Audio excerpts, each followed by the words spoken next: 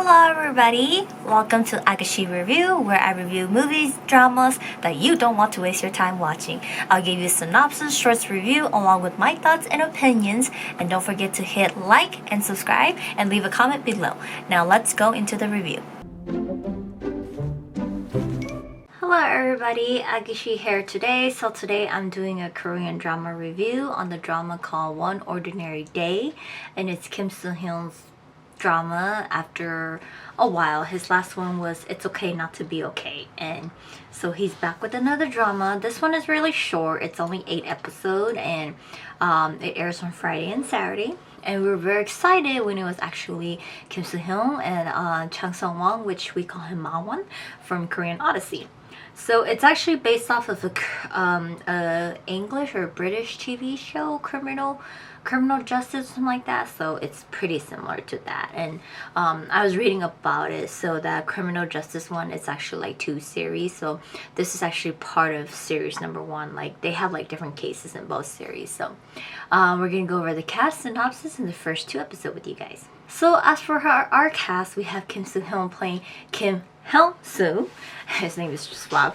And then Chung Sung-won playing Shin Sung-han, and Kim Sung-kyu playing Do Ji-tae, Kim Hong-pan playing Park Sang-bum, Lee-sol playing Sol Soo-jin, Yang Kyung-won playing Park Soo-suk, and Hwang Se-won playing Hong Guk-suk.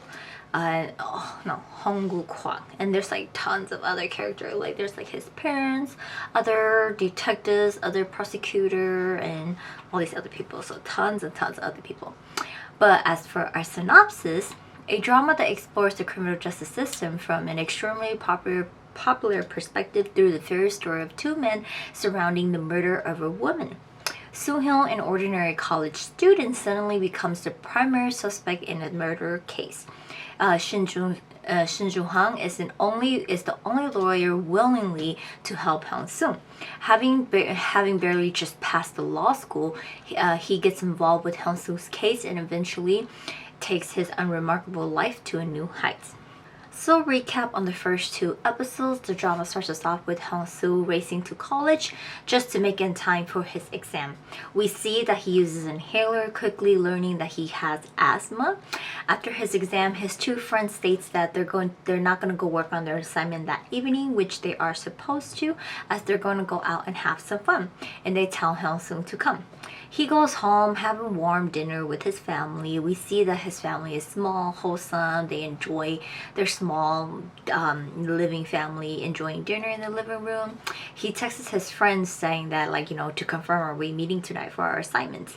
And they're all at the party. They call him up and say, screw the assignment, come hang out with us. We'll work on the assignment another day, you know. So he's a little bit contemplating, and he decides that he's gonna go. And he steals his father's key to the taxi car, and we learn his father is a taxi driver, so he took it. The moment Hyun-sung got into the car, he immediately turns off the dash cam. Ahjuxue and I were like, oh, mistake number 1. More so, that's mistake number 2, because number 1, he should have never left in the first place. He could have just been like, whatever, they can go and have their fun. I'm just going to stay home and do my assignment. That is the only mistake he should not have made. If he didn't make it, he would have never made the rest of it. I know, like if he would have stayed, everything would have never happened. Watching an opening episode. We were watching this first episode, and Ahjuxue was just so frustrated and stressed, like, because we watch so many criminal TV show, American TV show a lot, and like after watching so much, you immediately start to pick up automatically, oh, that's the start of it, you know. So that was the start of it all, you know. But anyways, he goes and he drives the car, and he doesn't turn off the vacancy light to his dad's taxi car, and he stops at a stoplight, and a girl gets in his car, and the girl, her name is Hong Guk-hwan, and she gets in. He ends up driving her around, and she doesn't give him the destination where she wants to go, you know. So he runs out of gas, and they go and pump gas at the gas station. There's another guy like gawking eyes at her, and he also goes inside, buys her a drink, cigarettes, come back out, you know. And after pumping gas, they go to the Han River. They go and grab some ice cream, but they don't pay for it. They run off, you know. And she ends up giving him some drugs. He takes it. Afterward, they arrive at her place, and like He accidentally bumped into the car in front of him as he's parking. The guy comes out and he's like, oh, it's just a little scratch. He lets them go and they go inside, like Hyun and Gu-hwa. As they go inside, he asks her about her parents, you know, and in the process of telling him about her parents, she grabs like a knife from the drawer, she grabs some lime, salt, and liquor, and she tells him that her house is really big because she inherited from her mother. Her mother passed away. And they start to take shots, and she's cutting the limes for them and all that stuff like that. And then she gives him another drug, and they start to play a game. And she takes the knife and stabs to his hand, but misses, and she tells him now it's his turn. He does it, and he actually stabs her hand, and there's blood. And he tries to stop the bleeding, but the both of them get carried away. They kiss. They leads off to the bathroom, and not the bathroom, the bedroom, and it's like blood mark everywhere as they're going, and you're like, oh shoot, that's the trail right there that they're gonna take. And it's 4 a.m. He wakes up and he's in his underwear in the living room couch. He grabs some water, goes upstairs, gets dressed, and he tells her he's leaving. But then he finds her body. He turns on the light. He finds her body. She has so many stab wounds, and she's bloody and she's dead. He panics, he leaves, but he leaves his car keys behind. He breaks into the house again to go get his keys, sees that there's a bloody mess in the kitchen. He cleans up the blood, grabs the knives, and leaves her. And then during this time, there's an old neighbor. He witnessed everything, so he called in a robbery break-in. Hyun-soo is trying to drive his way back home. He runs and stops at a DUI checkpoint. He gets pulled over to check his alcohol level, and before they do that, he stupidly stuck the knife in his jacket pocket, and the lady pulls him out, and he's supposed to blow into the machine, but the machine is broken. They see that the taxi registration isn't him, it's under an older guy, so they put him in a car as they got called to a robbery that is nearby, so they have to go. So these police end up taking him right back to the scene where he was at, you know, right back to the house. And the chief of the police department, Park Sang-bum, he arrives at the scene, and they start taking picture and everything. And the chief is upset that Hyun-soo is sitting in the back of the car when he's not the suspect. They're like, shouldn't you be taking him to the station to charge him for DUI or whatever? And so these stupid police that caught him brought him to the scene. So they end up taking him to the station to wait for his check and everything, to give him the DUI, all this stuff like that, write-up, stuff like that. While at the station, he's afraid, and he tried multiple times trying to leave the place, but people keeps coming in, and he gets afraid, and he goes back and sit. Eventually, at the crime scene, there's the old neighbor that called in the robbery. He's able to identify the thieves, so they bring him back, and he at the station where Hyun-soo is, and he kind of spot that Hyun-soo looks pretty similar to what he saw.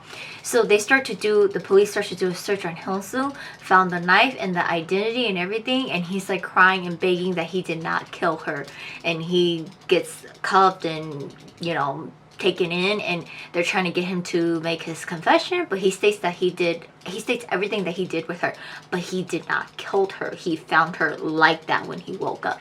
More evidence show up on his body. He's covered in her blood, basically, from when he cut her, and they were doing it, and it's smeared all over him. His prints are all over the house, and everything points to him, all the evidence, but they did not have a confession from him.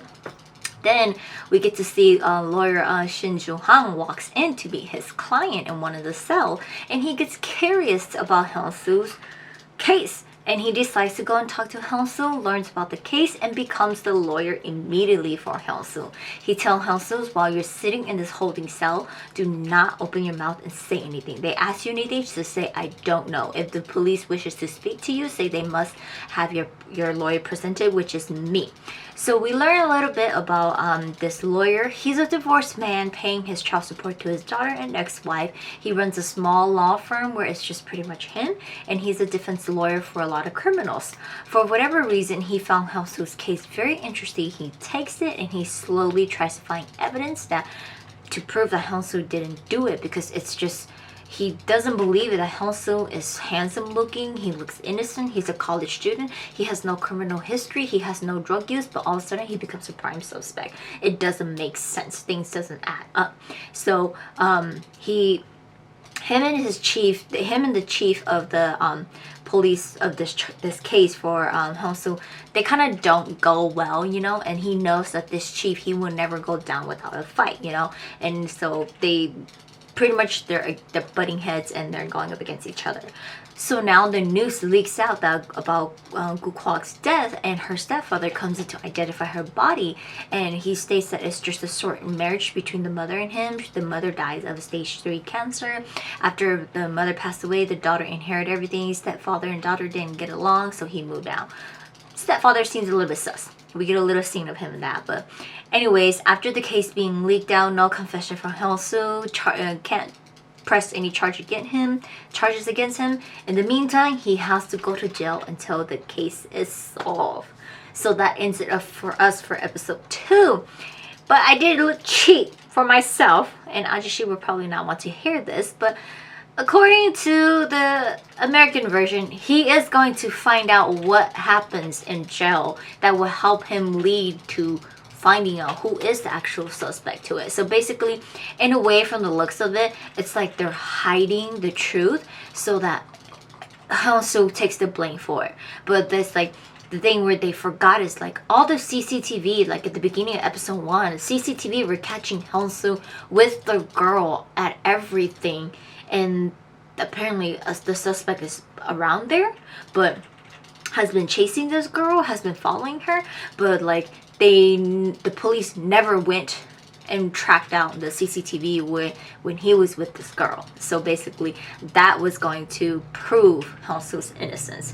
And the guy that Hyun-soo is going to meet in prison, he actually is like this big criminal gang leader or something like that, and it's going to help Hyun-soo figure out that he actually isn't, like, to help him get evidence that he's actually not the prime suspect of it, and he just happened to catch her getting into the taxi and end up spending the night with her and everything, and perfectly he was dumb for them to throw the blame on him. So that's what it is. But I don't know, I'm really looking forward to it. I mean, it's so frustrating for Sai to be watching the first episode, and Ahjuxue and I were just like, oh my god, like, oh my god, like, why did he do this? Oh my god, like, oh my god, why'd you do that? Oh no, shoot, they saw you guys. Oh no, this happened. Oh no, that happened. Like, oh my god, because you did this, that's gonna happen. Oh, like, we're just like, everything is so bad. And when like he got caught, it's like, well, there it is, you know, and everything like that. But really looking forward to see how it's gonna turn out. It's a very short drama. If you guys have not watched it, do watch it. If you guys seen the American version, I'm pretty sure it's the same. I did a little reading on it. From how it starts, it's pretty similar to how the Korean one is going. So, and so far it's good, and we like it, and we're looking forward to see how it's gonna turn out. But that's it for today's drama review on One Ordinary Day, and I will see you guys next time.